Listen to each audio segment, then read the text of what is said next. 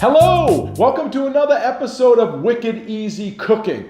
Now, I'm not a big dessert fan, but when I do have dessert, one of the things I love the best is cookies. But not any cookie, specifically, crispy, thin, crunchy cookies. Now, I don't like the big fat ones like the soft bake. I'll eat them if I have to, but I really like the crispy ones. So today, I'm really excited to show you one of my favorite cookie recipes. And I have the recipe right here, and I'll post it at the end of this video so you can try it at home. And it's called Wicked Easy Oatmeal Lace Cookies. And the reason the lace in the name is because when they bake up really thin, they have like air pockets or air little holes in them. So when you hold them up to the light, it almost looks like lace. And they're really crunchy and crispy and chewy all at the same time because they're going to have oats in them. And I would relate it most likely like to toffee. That's kind of the flavor they have in them. So let's get started. Okay, the recipe I'm going to post makes 40 cookies. But this easily can be cut in half or it can be doubled. If I have around the holidays, I want to make a big batch of cookies, I'll make 80 of these things. They hold really well. I put them in a little tin. But in my house with my kids, they don't last anyway. So what we have here is for the 40 cookies is we have about 1.5 sticks of butter. All right, so it's 3 1/4 cups. And it's been melted and cooled. This way here it can get distributed. Then we have 3/4 cup of light brown sugar. We have 1/2 cup of granulated sugar. We've got an egg that I've beaten up lightly again so it easily can be incorporated. And then we're going to have some vanilla. This is our wet ingredients. So we're going to mix all of those together. Then we have our dry. And you'll see here in the recipe for this amount we have 3/4 cup of flour, all-purpose flour. We've got baking soda. We've got some salt. We've got oatmeal, quick cooking oats. We've got chopped pecans. And then optional is to put raisins in. I love the raisins in there. I think it adds a nice little softer chew to it and also some color and great flavor. So I'm going to add those in. And that's about 1/2 cup. So let's start. So take the wet ingredients first in a larger bowl. We've got our butter that we're going to put in there. And then we're going to add all of our sugars. So we've got our brown sugar, add it in there, watch the splash. We've got our granulated sugar. Okay, then we're going to add in our egg that's been beaten up. And then our vanilla. What we want to do is incorporate all of this so the sugar dissolves in that liquid. Okay, this will help distribute it when we add it into our dry ingredients.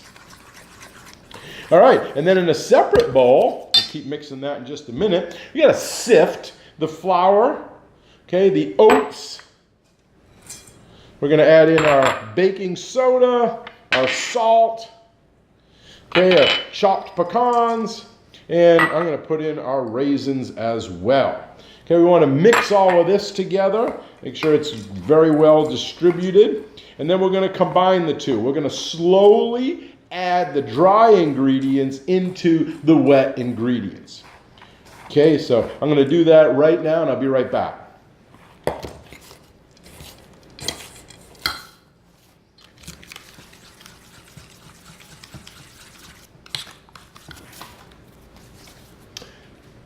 Okay, I have my dry ingredients all combined in here, sifted in together. I have our liquid ingredients, the egg and the sugars and the vanilla all mixed in. Now I'm going to slowly add in this dry ingredients into the wet ingredients till it's all incorporated into our dough. Very quick, very easy recipe to make.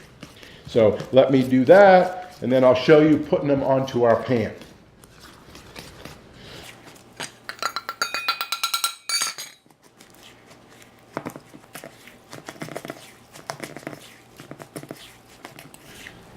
Okay, all of our ingredients are incorporated. Now we're going to bake them. So you want to get a sheet tray or cookie tray and put some parchment paper on it if you can, which is nothing more than like a wax paper. You can buy this in most grocery stores where you'll find the aluminum foil and those type of things.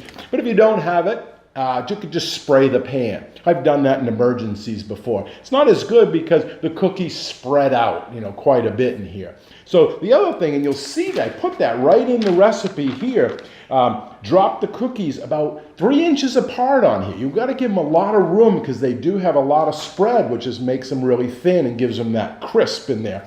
So put them on there. And as I said in here, I'm going to only get like 8 on this tray. So it's going to take a lot of batches because they do spread. So you want to do it about a teaspoon size and just put those, again, a few inches apart. So I'm going to do, maybe I can get a few more than that. Let's see. We'll try to get a few more than 8 on here. That's 8 right there because they do spread, but maybe I can put a couple in here, on the side. So maybe we can get 10, but let's see, because they do spread. We want to make sure they have enough room and they're not going to run into each other. I'm going to take a little bit more off of that one. All right, let me get these in the oven, which has been preset at 350 degrees. Okay, and we're going to put that in there. You don't cook them very long. As I put in here, it's about 8 minutes, maybe 10 minutes, depending on your oven, but keep an eye on them, and then we'll see how these are going to look.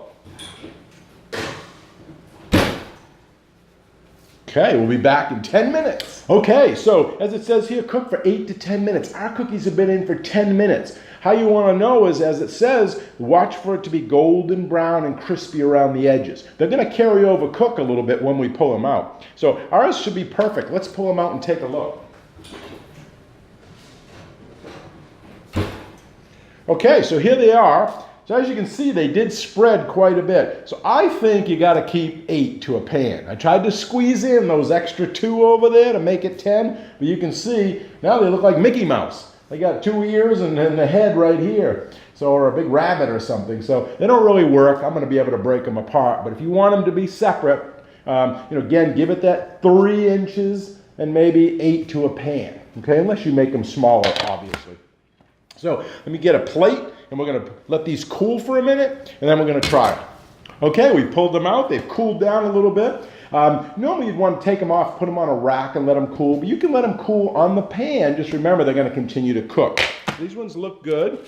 Pull them off of our parchment paper, and you can see where they stuck together here, these 2 or 3 of them, but we can just break them apart. It's just not going to have really good edges on them. All right, they're still nice and soft, but they will harden up as they cool. So you can, I don't know if you can see the light through them. Maybe if I put it against my jacket, you can see the little holes in there that makes it look like lace. Okay, and these are a little soft right now, but they will harden. And again, they're going to have that toffee flavor.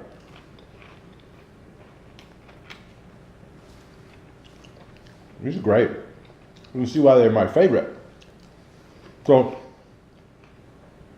please try these at home. I think you're going to enjoy them too. And if you do, please put something in the comments section and let me know how they worked out for you and if your friends and family enjoyed them as much as I do. Also, if you like this video, please share it with others and hit the like button and obviously subscribe if you haven't. I'll see you in the next video. Bye now.